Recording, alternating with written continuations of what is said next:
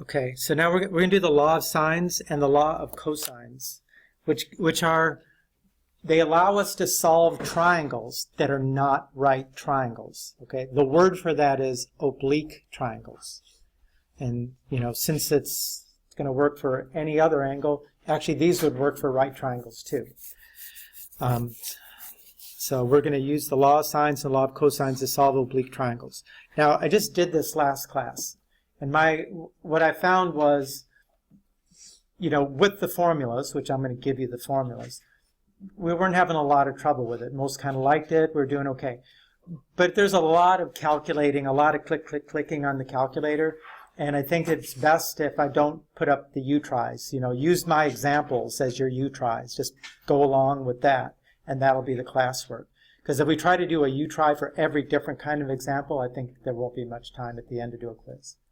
Okay, so I think I'm going to skip over the U-tries. Just try and keep up with the other problems, and you'll have all the notes and everything that you need to show you how to do that. So the law of sines and the law of cosines. You know, which law that you use depends on which parts of the triangle that you know. And this is going to sound like geometry when you had to prove triangles congruent, right? You use the law of sines if you have angle, side, angle, angle, angle, side, or side, side, angle. Yes? Okay.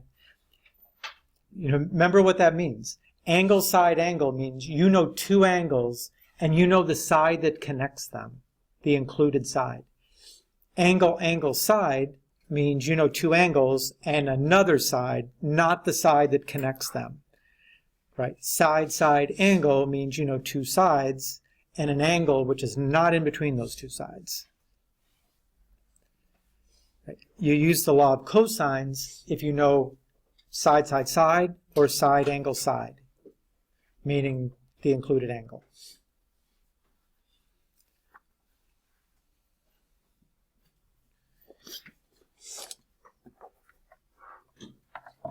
You know, I read something about this earlier this year that said that, in fact, they used these laws, and I don't have the book with me anymore at this point, but as I recall, it must have been the law of cosines, that they used this to make most of the maps of Europe, that, and even actually in all parts of the world, they made maps, cartography maps, that were considered accurate enough until the last 100 years we ended up getting like GPS and things like that. You know, they used these. For example, let's say that I know these, I can like walk between these two places, right? I know how far away they are, and I see some distant mountaintop or something over there. I can figure out what's the angle, right? I don't know how far it is, and I can figure out this angle too. And I know the distance between them, so actually I've got side, angle, side. I can use that to locate this position right there. And then once I know what that position is, you know, I could use that position and maybe this position to find another position over here, right? And then I can use these two to accurately locate another position here. And they did that just going all around the map. And coming up with maps that were very accurate, like I said, until like the last 100 years, the way I remember it. They said these maps were still what was being used. Very, very, very accurate. And it was using this kind of stuff. You know, this is pre-calculus. You know, calculus doesn't come up until the end of the 1600s. This is before that. So the law of sines, first you're going to start with a triangle labeled as we learned to label them last class. The angles are capital letters A, B, and C. The sides are lowercase letters A, B, and C, right? Lowercase a is across from capital A. Lowercase b is across from capital B, etc. And the law of sine says that the sine of A divided by A equals the sine of B divided by B equals the sine of C divided by C. I don't think in our textbook they have this in the back. The book I was teaching pre-calculus in the last many years, they had a little derivation of this in the back of the book, and it's actually not that hard. You could figure it out just using a little bit of right triangle trigonometry. you kind of like take your not right triangle and drop an altitude through there. And then you can figure up these ratios, why they have to be true. But it's pretty straightforward, sine of A over A, sine of B over B, sine of C over C. Now, if what we're looking for is a missing angle, this works great, right? Because it's got the angles are all in the numerator. If what you're looking for is a missing side, then it might work to take this and flip it. I don't think I have that on this. No, I don't. You could just write it like this instead. A divided by sine A equals B divided by sine B equals C divided by sine C. You don't have to, right? If you're comfortable having unknowns that you're solving for in the denominator, then by all means do it. But I'm very comfortable solving for it anywhere, but I would still, use the one that made my variable in the numerator just because it makes common sense. Make it easy on yourself. Don't make it hard on yourself. Okay, so let's try one. Again, this is going to be your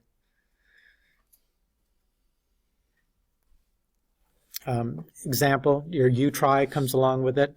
So my triangles that I've drawn here, I've just copied this graphic on every slide. So obviously it's not drawn to scale. More than anything, I'm just trying to show it's not a right triangle. We all agree with that. Okay, so let me label the parts. Angle C is 107 degrees. Angle B is 25 degrees. And side B is 15 whatevers.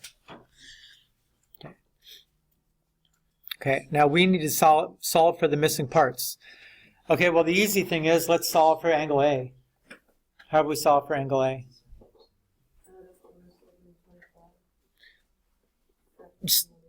Subtract from 180. So what's 180 minus 25 minus 107? 48. Okay, so now we need to find side A and side C. Again, because it's a side we're looking for, I'm going to use the alternate form that I wrote second. Now, you can solve for A or C. It doesn't matter. But you're definitely going to have on the other side of the equal sign, you're going to have to use B, right? Because with the law of sines, you're going to have to know one angle and opposite side, right? And you do, B. So let me solve for A first. So I'm going to write down this part of the law of sines. A divided by the sine of A equals B divided by the sine of B. Okay, let me fill it in. A divided by the sine of 48 equals 15 divided by the sine of 25. Okay, solve for A. A equals 15 times the sine of 48 divided by the sine of 25. Okay, so make sure your calculator is in the degree mode when you do this. 15 sine 48 divided by sine 25. 26.4.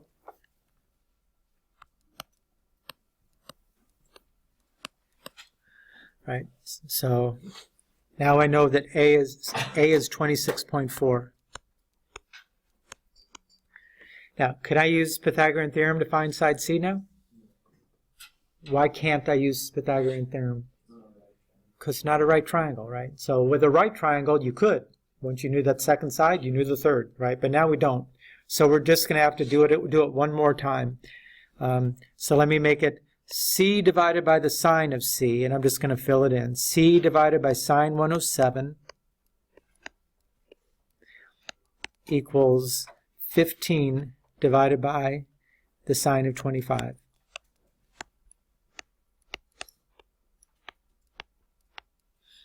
So C equals 15 times the sine of 107 divided by the sine of 25. So crunch those numbers.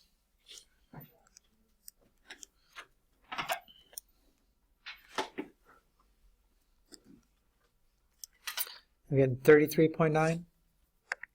Right? You got to be doing this along with me so we know whether there's any issues.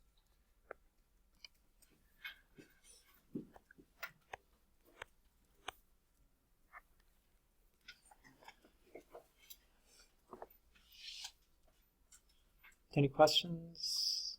Did you try it? No problems with using the calculator like that? You know, if you don't get the answer, then you got to let us know.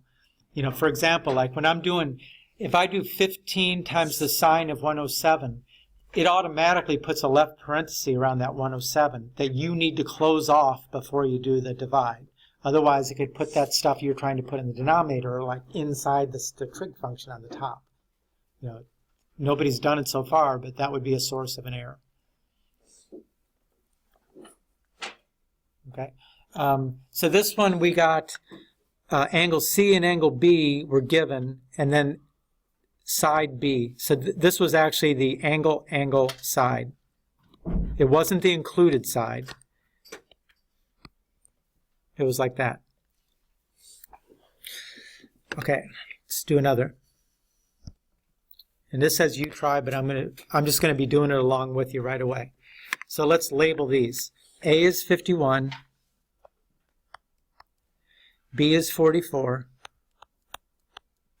And C is 11. Side C is 11. So notice this is the angle side angle situation, right? Angle side angle. Now, you need one side and opposite angle pair, and you don't have it here. So what do you have to do first?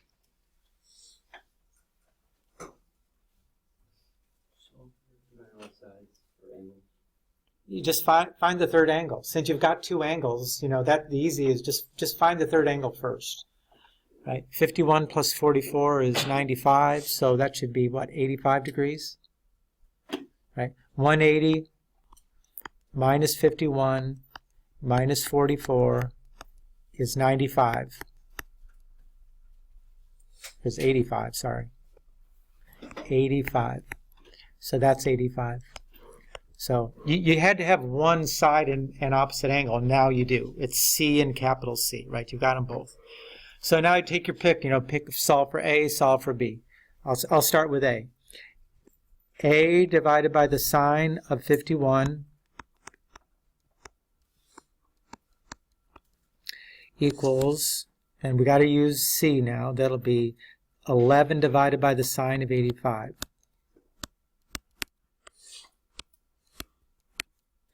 So A equals 11 sine 51 divided by the sine of 85.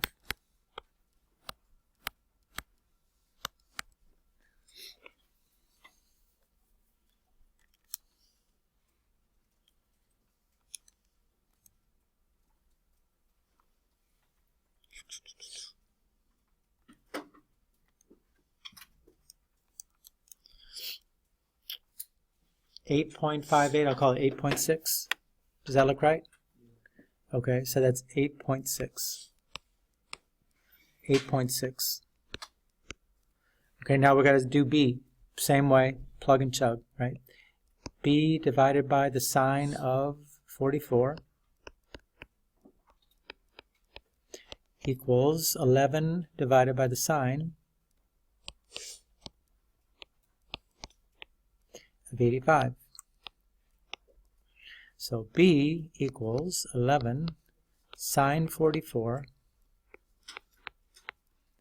divided by the sine of 85.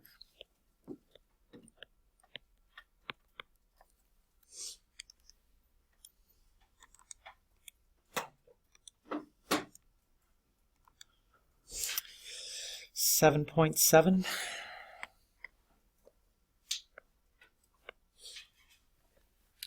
So, I mean, there's not much difference between angle, angle, side, and angle, side, angle.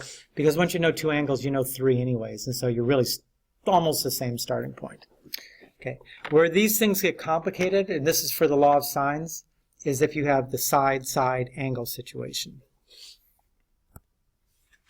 Okay. There's three possibilities if you know two sides and a non-included angle. And the way it's usually drawn is like this, right? Where you can see the two sides. Those are the solid lines, and you can see the dashed line there. That's because we know this angle here, right? We don't know this side.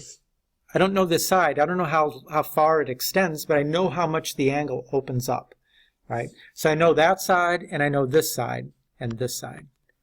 That's side, side, angle. Okay, so there's three possibilities, and they look like this. I used 3 slides to do this, so I didn't really have to. But okay, if this second side is so short that, you know, with the same length of the first side and the dash line being where it is, if this line just doesn't reach to the other side of that angle, then there's no triangle. Right, so that's possible. We could have no triangle.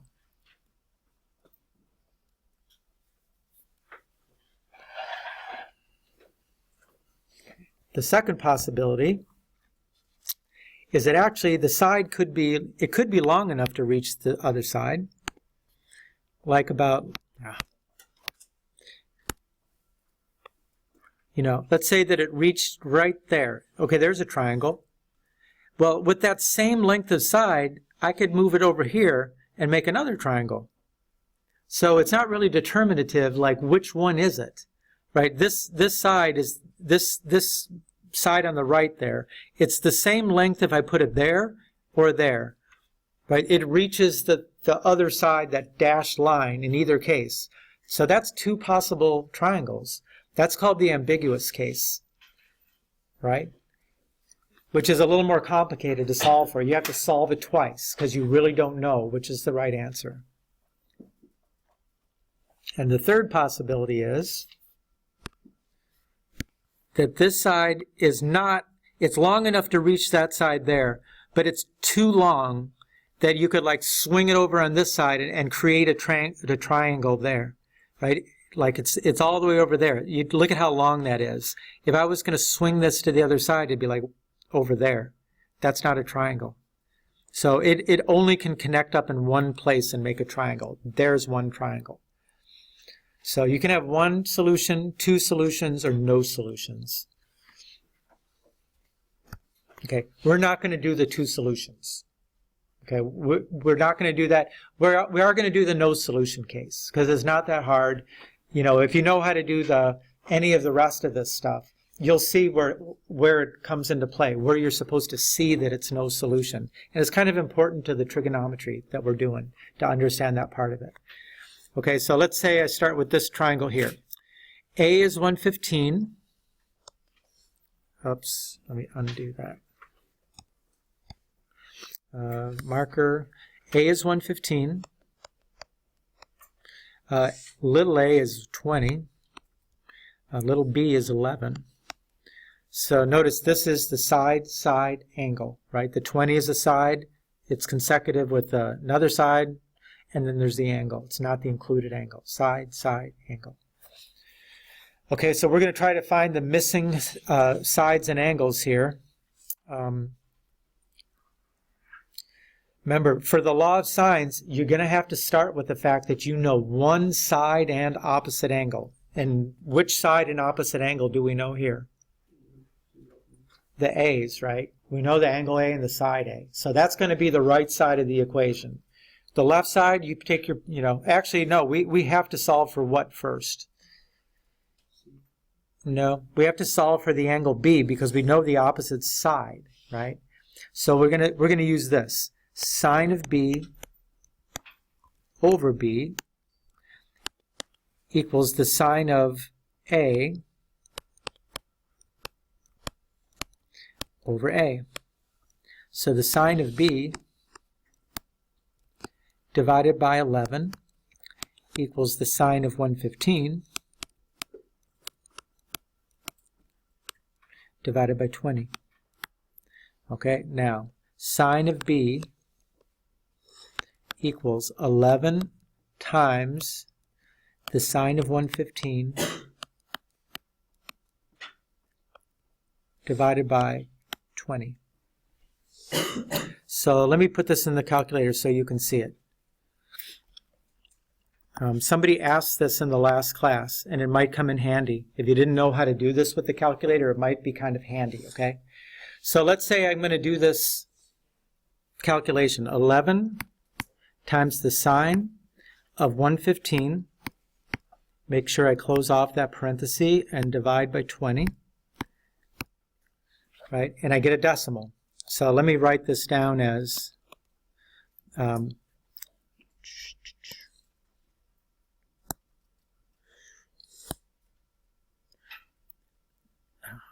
can't do that.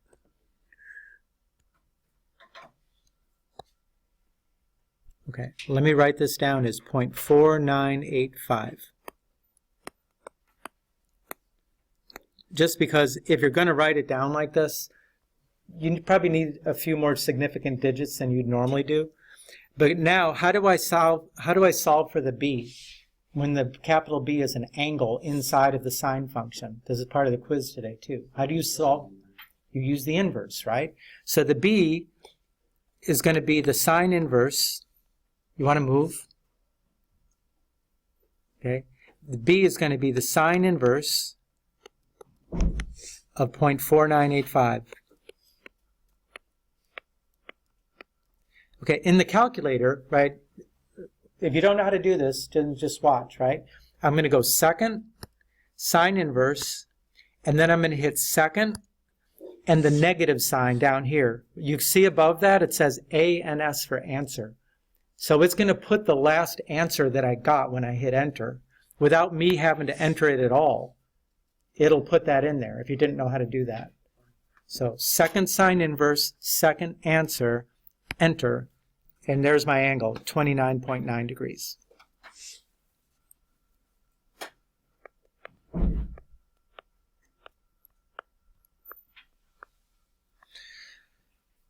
Okay, so we still need to find, that was angle B, it's 29.9. And now we have to find side angle C, so I'm going to have to do sine C.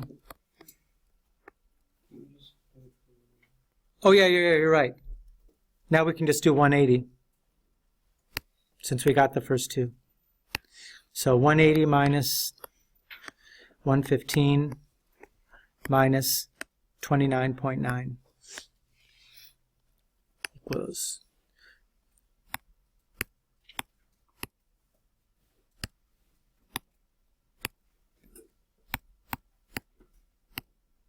35.1.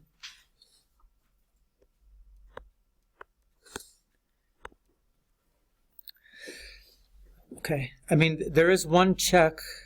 Did we find side C? No, we still got to find side C. Darn it.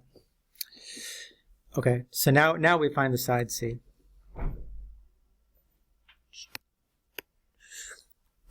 But we had to do that angle thing first. You were right about that.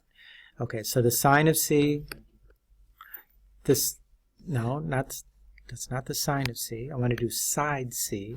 So let me do C divided by the sine of 35.1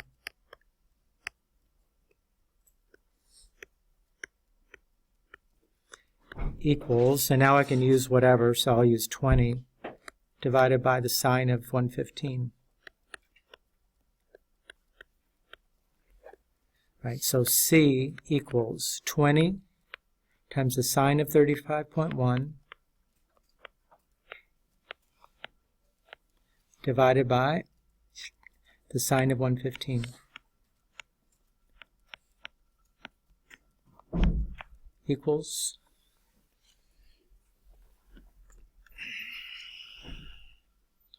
20 sine 35.1 in parentheses divided by sine 115. 12.7.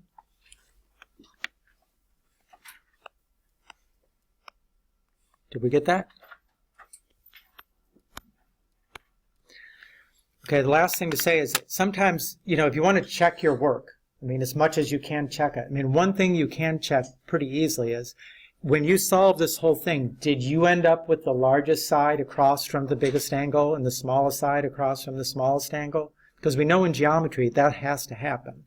And there's especially when you get into, the fact that you can get like that ambiguous case of two different triangles. That's where you find out that you might have made a mistake because you don't have the sides and angles matching up like they're supposed to.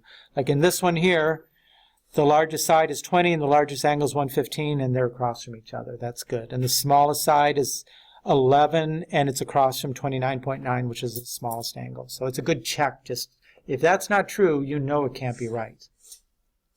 Okay. So now we're going to do one where, not going to do the U try. Okay, solve this triangle. Let me change this. Okay, A is 51, angle A is 51, side A is 3.5, and side B is 5. So what do we have to solve for first? We have to solve for angle B, right? And we have to use A, angle and side. So we're going to say sine of B divided by 5 equals the sine of 51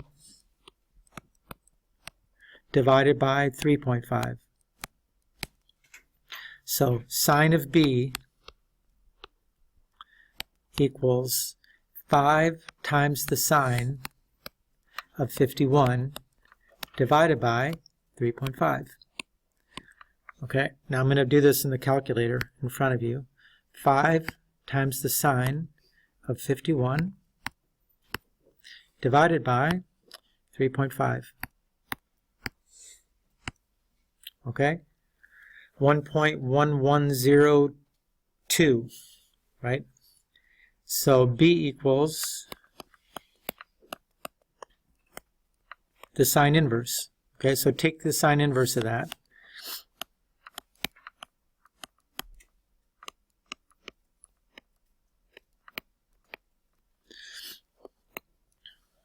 Okay, second sine inverse, second answer. What do I get? You get an error. Okay, that's because there's no triangle. That's the sign. That's what it's going to look like when there's no triangle, right? Because go back to the unit circle. The sign is the y-coordinate, right? What's the greatest value of a y-coordinate that you can find? 1. And what's the least value of a y-coordinate you can find?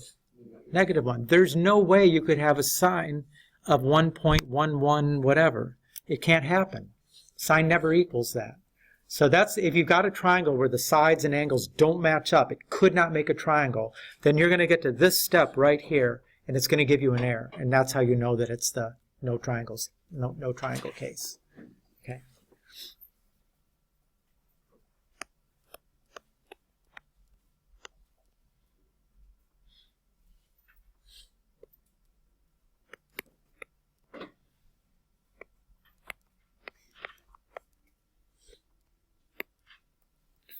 Sine's got to be less than or equal to 1. So that's no triangle.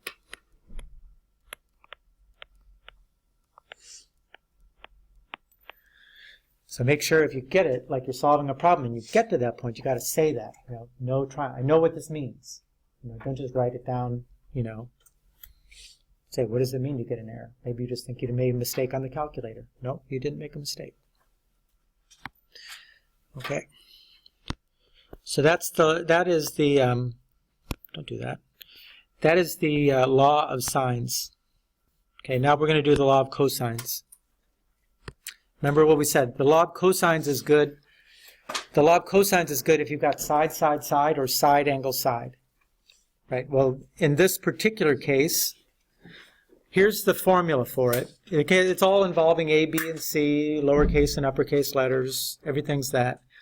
But since we're solving for A, for the side A, that means what we know are B, side C, and angle A. The things on the right we have to plug in, so we must know them, right? So in this case, we know B, we know C, and we know angle A. So this is the side angle side situation.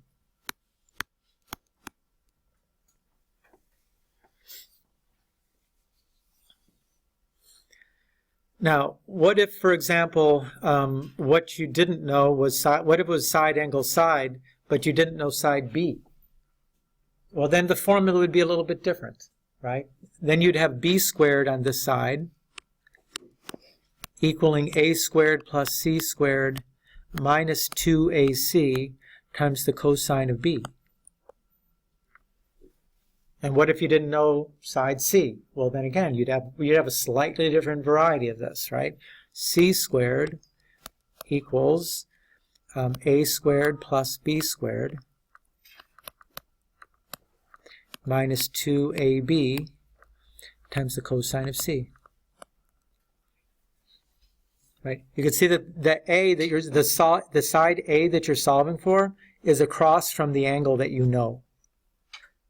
Or in this case, the side B is across from angle B, or side C is across from angle B. Okay. So it's three different varieties of really the same thing. Okay. However, like we said, this also is supposed to work for side, side, side. But if you know the three sides, then you actually have to have this thing solved for the angle, or in this case, the cosine of the angle. So if you take this form right here, and then you're going to subtract B squared and C squared to the other side, and then you're going to divide by negative 2BC to solve for the cosine of A, then it looks like that. Cosine of A equals. And now we know A, B, and C, the sides, so we're going to plug those in, and we're going to solve for angle A. So this is the side, side, side. And again, you know, in this case, we're solving for angle A. What if I wanted to solve for angle B?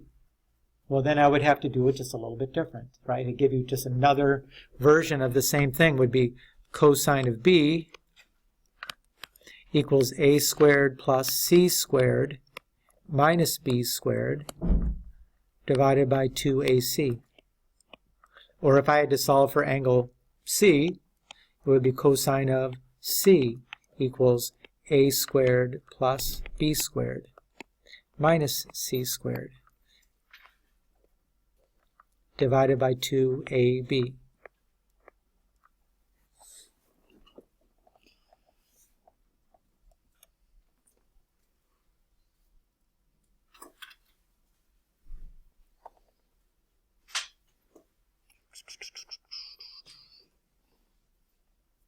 You doing okay?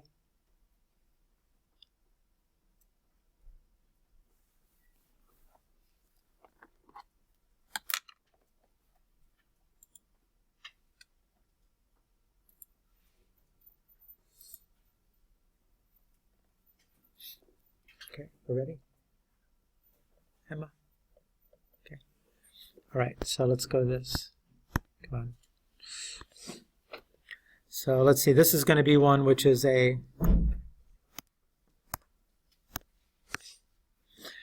let's see, we know angle B, 34.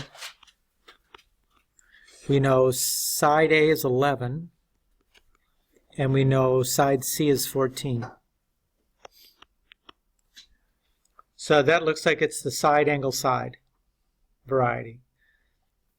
So we're going to have to solve for a side first. Which side are we going to solve for?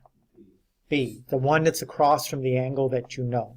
So it's going to be this version of the first law of sines that we saw. B squared equals A squared plus C squared minus 2AC times the cosine of B. So B squared equals A squared will be 11 squared. C squared will be 14 squared. Minus 2 times 11 times 14 times the cosine of 34. Okay. Now you can put that in the calculator just on one long string, right? Don't try to make it fancy, like squaring things first and, then taking the code. Just do it in one long string, the order of operations, everything will work out fine, right? So that's 11 squared plus 14 squared minus 2 times 11 times 14 times cosine of 34. Enter. 61.7. Now remember, that is not b, that's b squared. So you need to take the square root. Again, I can do this using what I just showed you, right? I'm just going to go second square root, second answer, and it'll put the whole thing inside the square root for me.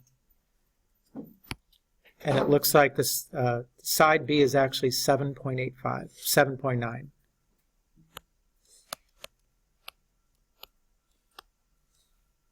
Okay, so side B is 7.9. Now, so far, what do you think is the more complicated formula? Law of sines, law of cosines? Cosines is more complicated. Well, the thing is that usually if you're solving a triangle starting with the law of cosines because you had either side, side, side or side, angle, side, after you've found the first missing part, you can switch to the law of sines. Because now we do know one angle and opposite side. So if you don't want to use the law of cosines, just use the law of sines, which is usually what you do in this situation. So we've got B, side B and angle B. So now we need to solve for angle A and angle C. So I'll solve for angle A first. So it'll be sine A over A, which is 11, equals sine 34 divided by 7.9. So sine A equals 11 times the sine of 34 divided by 7.9. Okay, so 11 sine 34 divided by 7.9. 0.7786, right? So angle A is the sine inverse of that. Second sine inverse, second answer. 51.1.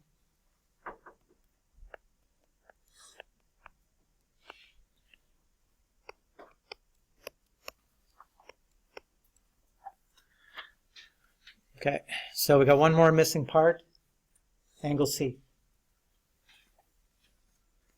180 minus 34 minus 51.1 equals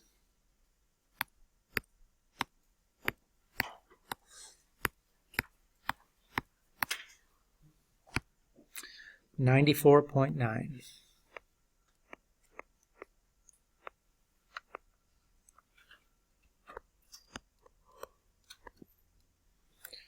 Okay, so that's using the law of cosines in the side angle side case, right? So the last example is, what if you have the side side side case? How does that work? Okay, I always hit that and I mean to be doing this. Okay, not that. Oh, what's going on here? There we go. Get rid of that.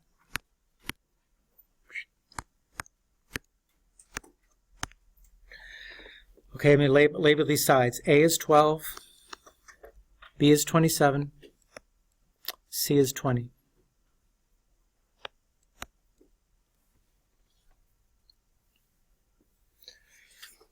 Okay, so we got to solve for an angle. So the question is, which angle? Doesn't matter. You got all three sides. Would it make a difference? And the answer is yes, it does make a difference. You want to solve for the largest angle. which means solve for the angle which is across from the largest side. In this case, that would be B. Okay. Now, there's a reason for that, and it involves a little bit the ambiguous case of the law of sines. But we're not going into all those details, right? So I don't want to go into all those details at all. Just we should know that one thing. That if you've got a side case, solve for the biggest angle first. Okay, so that means we're going to be, if we want to solve for angle B, then we're going to use this version of the law of cosines. The cosine of B equals a squared plus c squared minus b squared divided by 2ac. Right? That's the version you would use if you want angle B. Now I can plug those in. Cosine of B equals a squared, 12 squared plus 20 squared minus 27 squared divided by 2 times 12 times 20. So the cosine of B equals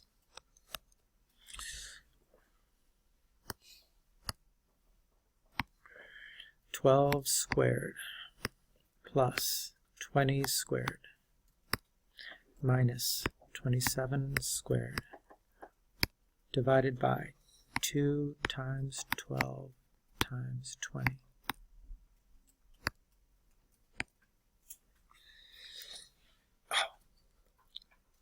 And it's given to me as a, it doesn't matter. Negative 37 over 96, I got to turn that into a decimal. Negative 37 divided by 96. So it looks like it's negative 0.3854.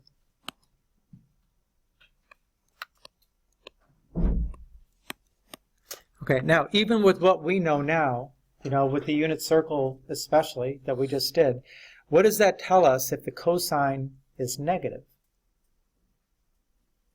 What kind of angle is this? The initial side is definitely on the positive x-axis. Where must the terminal side be if cosine is negative? Remember, yeah, Pete? Is it like those angles where you add 360 to it? No. It's got to be on the left, right? I mean, we know that in a triangle, the angles are going to be between 0 and 180. They have to be between 0 and 180. Okay, well, this one has got to be obtuse. It must be in the second quadrant, the terminal side. That's why we get an x-coordinate, which is negative. Okay. Now, if you try to use the law of sines to solve for this same thing, you don't know that because sine is positive in both quadrants 1 and quadrant 2. So you can end up like solving for the wrong thing. The law of cosines makes this very clear. Positive means it's an acute angle. Negative means it's an obtuse angle. So now we can do our cosine inverse. Second, cosine inverse, second answer, 112.7. Obtuse. That was angle B, 112.7. Okay, now we still have to solve for the other two angles. We'll solve for one of them, and then we'll use 180 to do the other. But at this point, you can switch to the law of sines, because you do know one side opposite angle pair. So let's use law of sines, since that's what we usually do. I'll solve for angle A. Sine of A divided by 12 equals the sine of 112.7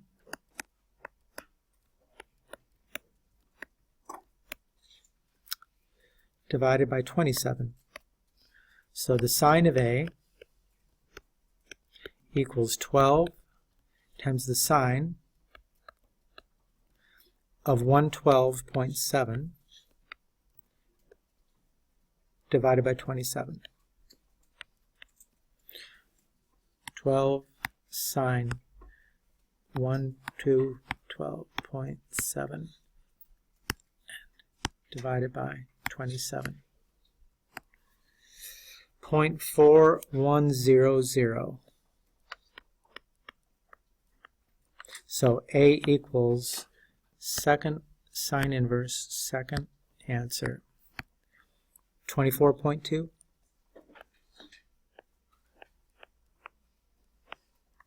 24.2. And then we can use 180 minus to find the other.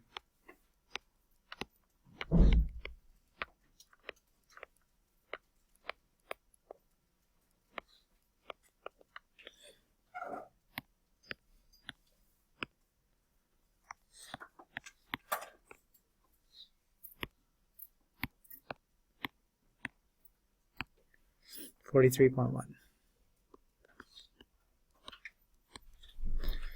Again, I can do my check. Is the biggest side across from the biggest angle? Yeah, the smallest side across the smallest angle? Yeah, looks good. So I guess we did all of that right. That's it. That's the law of sines and the law of cosines. I keep hitting the wrong thing.